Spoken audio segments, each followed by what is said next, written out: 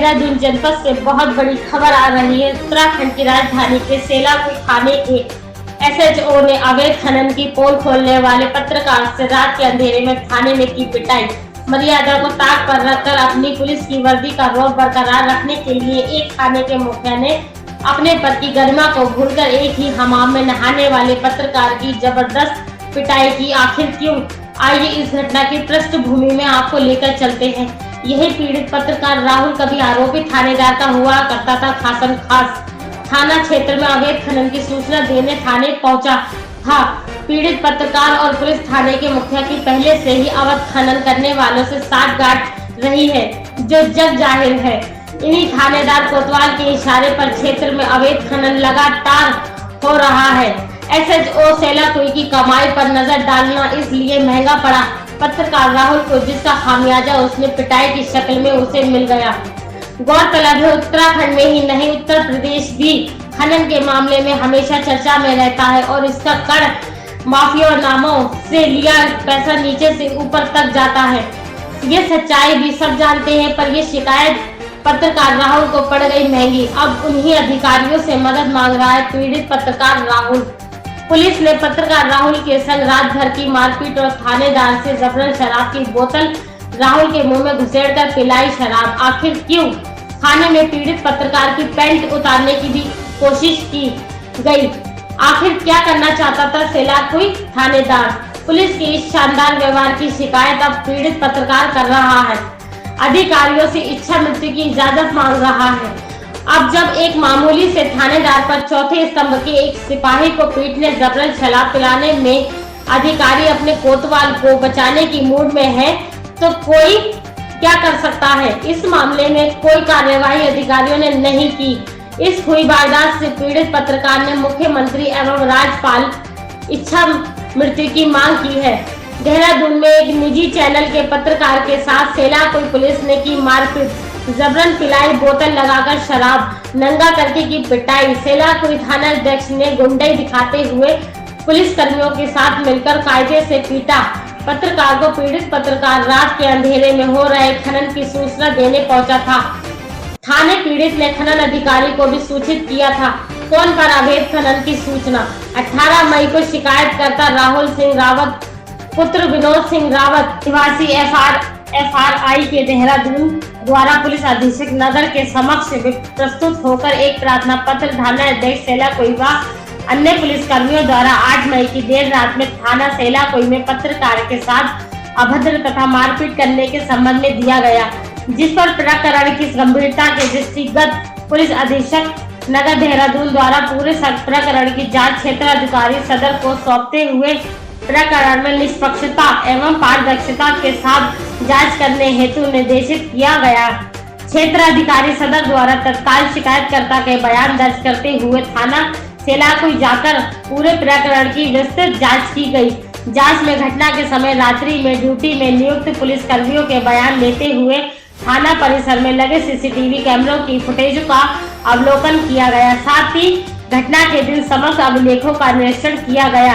Police कर्मियों द्वारा अपने बयानों में 8 मई की रात्रि में शिकायतकर्ता द्वारा शराब के नशे में थाना परिसर में आकर थाना अध्यक्ष सेलाकुई तथा अधीनस्थ स्टाफ के साथ खनन अधिकारी व पुलिस द्वारा उसकी सूचना पर कार्यवाही न करने को लेकर वाद विवाद किया जाना बताया गया।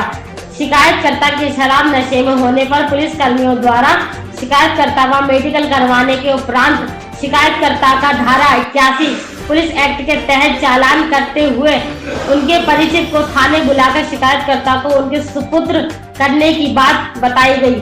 उक्त प्रकरण में शिकायतकर्ता का मेडिकल करने वाले डॉक्टर से जानकारी करने पर उनके द्वारा भी अपने बयानों में 8 तारीख को शिकायतकर्ता के शराब के नशे में होने की पुष्टि की गई तथा शिकायतकर्ता के शराब पर किसी भी प्रकार की चोट के निशान व होने की पुष्टि की गई है।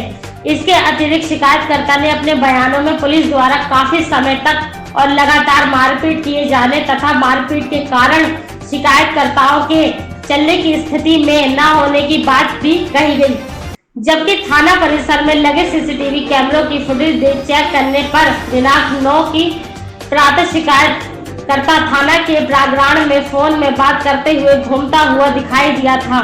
पूरे प्रकरण की जांच व सीसीटीवी कैमरों की अवलोकन व चिकित्सकों के बयानों के आधार पर शिकायतकर्ताओं के साथ किसी प्रकार की मारपीट होने की पुष्टि नहीं हुई है। यहाँ पर इस तरीके से बोलते हैं कि यहाँ पर खनन चल रहा है, यहाँ पर क्या बोलते हैं पीछे देह व्यापार चल रहा है, फलाना चल रहा है, तुमने उधम मचा रखा है। इसने गुस्से में इतना मेरे को पीटा और ड्रिंक कर रखी थी। एक बार के लिए इसने छोड़ने की भी कोशिश करी तो दूसरी तरफ से उसने जो वहाँ पर का चौकी थाना जो थाने का वहाँ पर व्यक्ति था दूसरा भट्ट, कोई भट्ट था मोटा सा, तो उस भट्ट ने बोला कहता जब काम करना है तो पूरा ही करो इसका, जब केस बनाना है तो पूरा बनाओ। जब केस पूरा का पूरा बनाया तो इन्होंने मारा पीटा और मेरे को लटकाया और उसके बाद मेरे को दारू भी पिलाई, यहाँ तक कि पैंट उतारने की भी कोशिश करी। अंदर जो 2 लोग थे उन दोनों लोगों को भी साथ में जो वहाँ पे जो आरोपी थे जो वहाँ पर थे उनको भी उठाया। उठाने के बाद उनके भी फट्टे बजाए, मेरे को भी लात घूसे बजाए, थप्पड़ मारे। जहाँ मेडिकल कराने के लिए भेजा वहाँ पर एक कागज़ को फोल्ड करके मेरे को कहते हैं कि फूंक मारो। ये कौन सा मेडिकल होता है? मैंने जब वहाँ पर भी बोलने की कोशिश करी तो वहाँ पर मेरे को पकड़ के वापस थाने में लेके आ गए। पूरी रात भर मेरे को बिठाया गया। मेडिकल कहाँ पे हुआ था? सहसपुर में जो सरकारी हॉस्पिटल है वहाँ पर रात को। डॉक्टर ने किस प्रकार चेक किया था? डॉक्टर ने बोला कहता टाइल के ऊपर चलो। मैं उस टाइल के ऊपर चला और वापस हुआ। मैंने जब पी नहीं रखी थी तो मैं तो आराम से चलूँगा। मेरे को तो मेरा ये देखो अभी भी मुंह फट रखा है यहाँ पर। इसने जिस तरीके से थप्पड़ बजाए थे, जिस तरीके से मेरे को लटकाया था, उसके बाद दारू इसने बोतल ऐसे करके वापस लगाई मेरे। वहाँ पर अखबार में वो कागज में फोल्ड करके मेरे को कहते हैं कि फूंक मारो। कहते हैं महक आ रही है आपके मुंह से। मैंने कहा सर महक तो मेरे को जबरन इन्होंने पकड़ के ऐसे करके मेरे बोतल लगाई है, तो महक नहीं आएगी तो उसमें से क्या आएगी? परफ्यूम की खुशबू थोड़ी आ सकती है। किसने लगाई थी बोतल? मुझे बहुत दुख हुआ सर। मैं पहले क्या नाम है उसका जिन्होंने बोतल लगाई थी? उसकी लैंग्वेज देख कर मैं जो मेन जो था वो शेंकी था, जो थाना इंचार्ज है। लेके आने वाले कोई थे मेरे को वहाँ तक, वहाँ से मेडिकल कराने के लिए लेके जाने वाले कोई और थे।